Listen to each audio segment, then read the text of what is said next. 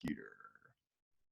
Hey everybody, this is Jonathan Kirsting with the Pittsburgh Technology Council and TechVibe Radio, our second installment of the TechVibe Radio One Mic Stand. I'm just so happy to be doing these things, even in this crazy time.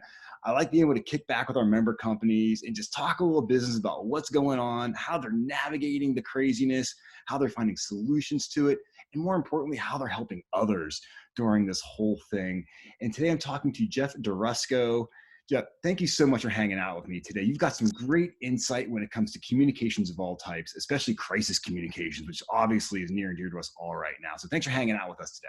My pleasure. It's great to be here. Thanks for having me. Without a doubt, without a doubt. So obviously, I mean, this is like one of your this is your specialty. This is when these types of things happen. I mean, this is when your clients come to you. They're like, oh my God, we need special communications. They got to communicate to customers. They got to communicate to employees. They got all types of things going on, and they're panicked. And you have to be the voice of calm, right? And come up with efficient communications that bring out the words that they need and keep them cool, I guess, right? Right. Well, ironically, I finished writing 2 crisis communications plans for clients about 2 weeks before this all really hit. So some of my clients are able to sort of take that and be able to put into practice some of the things that we put on paper, right? Which kind of gave them a little bit of a head start. Right. You said they have something to start with, right? Exactly. Word COVID-19 here, yeah. right? I can assure you that this was not one of the scenarios that we put in as far as an example of a typical scenario that a company might go through, but the principles are all the same. Right. Okay. Important. And I think companies right now, people seem to be settling in, and they're getting things together, and their communications are flowing relatively normally. Yeah. I think that first week when we were all sort of that surreal moment when this all really went down. I'm still recovering right now. Yeah, I think we all are. I think the panic was pretty high. And people didn't know what they needed to communicate, or how they needed to communicate, or how much they needed to communicate. That's a good point to how much, because we've been grappling with that at the Tech Council. Right.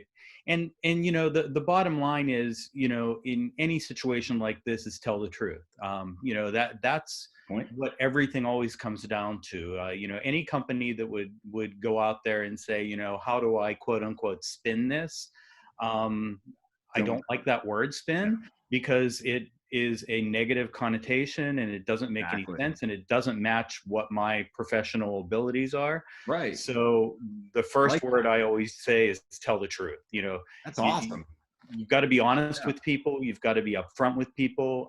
Sometimes you don't know the answers, and it's okay to say you don't know the answers, and then to circle back and find those opportunities to fill in the blanks. I love that. I mean, honestly, if there's some foundational advice right there, is that. I mean, that's golden right there. Just being like, yeah, we don't know, but be honest about it. We're not, and don't spin. Right. Don't spin. For as fun as that sounds. Right. Yeah. Well, it's a TV word for the most part. Exactly. No, absolutely. So, I mean, obviously, I'm assuming you have customers that are approaching you, your current clients that are approaching you, saying, oh my goodness, we need special communications around this. And then you have new people probably reaching out to you now for the first time, because they're realizing that they're in a bind. And so what have been the common needs from your clients right now? It's been a very big mix. I mean, it's been sort of what my business has been for the last 15 years. And it's, every kind of internal and external communication, but it has worked on kind of a continuum. I think that everyone who was smart started with, what are we going to tell our internal audience, and what are we going to tell our clients and customers? Nothing was more important than that to everyone. And I work with a bank, I work with a law firm, I work with financial firms, I work with technology companies. And, there was a lot of communication that needed to happen to employees because everyone had to go virtual. And that was something that many people weren't prepared for, and weren't anticipating that it would become this, everybody out of the office kind of thing. And exactly. So that communication became a sort of an ongoing changing kind of situation along the way. It started out with, we're going to move some of our operations off site. We're going to move most of our operations off site. All of our operations. All of our operations off site. I saw that one coming. Yeah, and then there have been the hard communications as well, when companies are realizing that they don't need the amount of staff that they have right now for whatever reason. Right. No, and those are the tough ones, man. Like, yeah, and they're having to temporarily furlough or lay off, or however they're characterizing it. I will say that the one thing that gives me a lot of optimism is that most of the organizations I've talked to are talking about temporary furloughs. They're talking about this not being a long-term solution, but this being a short-term blip in the road. And as a business person, I want to hear that kind of optimistic talk as well. That's important to me. I think absolutely. Yeah, because we're all a little freaked out here when it comes to it, because we just don't know who's going down and what's happening. And so to hear people saying, no, we're going to ride this out and get people back up as soon as we possibly can when the conditions allow that to happen, as far as that goes. So, I mean, you started off with a really solid foundational tip when it comes to crafting your own communications, obviously telling the truth, being honest, 100%. What are some other tips you can get as far as just basic skills we should be thinking about, and looking at maybe some repetition, the amount of communications that we need? Yeah, I think it's important to be repetitious, to make your messaging burn into people's minds, because there's so much noise right now in the media. There's so much noise just around us because it's such an unknown situation that people aren't paying as close attention, I think, to maybe some of the things that they should. I do have a couple of clients who have instituted a weekly newsletter to their employees to just keep them up to date. That's a great idea. I like that. Keep them in the loop, man. Keep them up to date. Give them some resources to look at. Give them some interesting, fun stories to read about the organization or things that they're doing to help or to assist in the community, which sort of brings up another point. One of the challenges when you're in the PR world is you don't want to look at a situation like this and take advantage of it. You don't want to, be that guy who is just raising the flag and saying, look at us, we're giving away this or we're giving away that, and making that the only thing that you do. I think it's important for PR people and for companies who want to get word out about good things that are happening within their organizations, to have a reason to do that. It should be educational. It should be uplifting. It should matter to a lot of people, and not to just people sitting in the C-suite of a specific company. I like it. I work with a group of nursing schools in Ohio, and the leadership of those schools worked with local government across Ohio to have the governor sign a bill that allowed their nurses to enter the workforce before passing exams. You told me that. Yeah, that was such a cool story. I'm glad you brought that up. Yes. Because the exam place was closed, and so they couldn't take their state boards. Now this nursing school is putting about 250 nurses into the market in 5 different cities across Ohio. And honestly, that was just the kind of story that I thought was important to hear. And we did pitch it out to the news media across Ohio, and it's been picked up pretty much everywhere. It's cool. That kind of uplifting story that's educational and meaningful, I think, that makes a difference. Totally. That's a really fantastic example. Obviously, your first common mistake would be putting spin, and as you mentioned before, trying to kind of create something just because it's there. What are some other mistakes that you might make if you're trying to communicate out? I think withholding information, which is sort of along the same lines.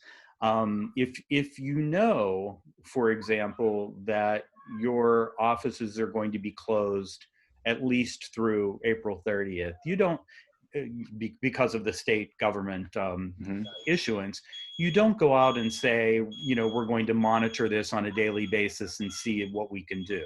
because there's nothing that you can do. You might be wanting to make people feel a little better about it, but if it's not even possible to happen, don't withhold that information. It's also important, I think, to be calm. That's a and good one. I think that's a great idea. I like that. I mean, there's so much hysteria right now in the media, and Hmm. just among, when you look at social media and rumors and people talking about things, the message from a corporate leader or from an organization to its customers, to its staff, needs to be calm, it needs to be measured, and it needs to be truthful. I mean, those three things will take you a long way Sure. toward building credibility. For sure. Um, and you asked before about, what do people, what about communicating during a crisis like this? Why would it be important? It's important to just keep people informed and to keep your name in their mouths and in their minds, Right. because this will end. And It's when gonna it end. yeah. And when it ends, you don't want people to have forgotten about you, and you don't want to have to ramp up from ground Yeah, zero. you can lose a lot of ground in a month. Exactly. I mean, everyone talks about, marketing being the first thing to be cut, or, PR, Right. communications. And, I completely understand that things are cut back because there are certain messages that you can't be delivering at that Right. point. Right. But it's really important to keep some kind of conversation going so that you don't lose that ground at the end of it all. Sure. Well, what are your thoughts? I mean, I think now is the perfect time, potentially, to start thinking about when we come out of this. Is now a good time if you have the resources, you have the bandwidth and the people, to start thinking about what does this mean on the rebound? What can I be doing special or different, or what messages could I be now telling based on coming out of this thing and reestablishing that brand? It's a great time for planning, that's for sure. I know that we're looking at some of our clients, where we had been just going, 100 miles an hour at business as usual, Right. and always saying, it'd be great to sit down and spend some time brainstorming about what's new, what other methodologies can we think of. It's the time couldn't be more perfect. And I will say that the news media has begun to receive stories that are not related to the virus. We're starting to hear outreach from media asking for, hey, what are your clients up to? Is there anything interesting that could be perceived even as good news that doesn't pertain to COVID-19? And so I'm not sure that the turn has happened, but the turn is going to happen. And I think it's important to be prepared at that point to, not necessarily get back to a business as usual kind of thing, but to get closer to business as usual, and to be promoting your products, promoting your services, talking about the expertise that you have.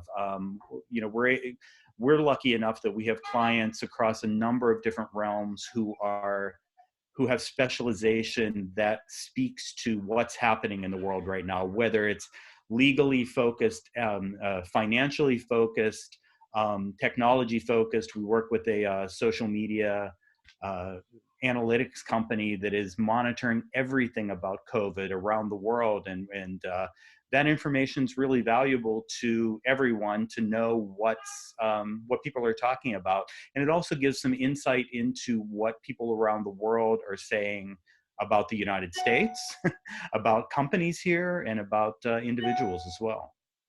Very interesting stuff. So, what are you doing to stay sane during this? We're all working from home. I had to mute myself for a while because my dogs, you can hear now, are barking their heads off. They're driving me insane. What's keeping you sane while you get through this, Jeff? I do take a walk every single day. I go out every single day because early on I wasn't doing it as much. I was like, oh, I can't go to the gym, so what am I going to do? Blah blah blah. And I started walking, and I realized that was a good little head clearing time. Just middle of the day, sort of taking my lunch hour, as it were, to just get out and breathe some fresh air. It's really valuable. I've got two kids here, one who's a Pitt student and one who's a high school student, who are both studying online right now. So they're in a pretty good, they're keeping it together. They've got a schedule. They're doing things. You know, I mentioned my youngest daughter is doing online, you know, dance classes right now, and I had to relocate myself because she was going to be right next to my office tapping, and that wasn't going to work. I think I can still hear. You might. But you know, I think I've turned the news off. That's the other thing I've done to keep. I like that. I'm starting to do that too. I can't take it anymore. Like, I mean, I'm a PR guy, and I'm a news hound. I was a journalist early in my career, and I love the news, but I have turned the television news off, and I am very selective about where I go find my news now. Good advice, man. I like it. So people want to contact you. They think they want to hang out with you to help them, because people are looking for help out there. What's the best way for people to get a hold of you and hang out? You know, my email is just my name. It's jeff@duroskopr.com, or call me, look me up. It's duroskopr.com. All the contact information is there. Available to consult. I'd be happy to talk to small businesses who don't necessarily have the resources, but need just a guiding hand. That's awesome. That's pretty easy. I can take care of that pretty quickly. That's what it's all about, and I appreciate that. And I really, some great insight today. Really appreciate it. I think this is going to be very helpful to a lot of people out there. I can't recommend it enough. If they have any questions or concerns, talk to you. You'll talk to them. You'll set them straight. Absolutely. I mean, where am I going? I'm not going anywhere. It's pretty easy to find me, right? What stinks is we can't meet for coffee anymore. Right. Can't meet for coffee, but you also can't hide from anyone anymore. That is true. Very true. Jeff, thank you again for taking the time, being part of our TechVibe Radio One Mic Stand. My pleasure. All right. Good job.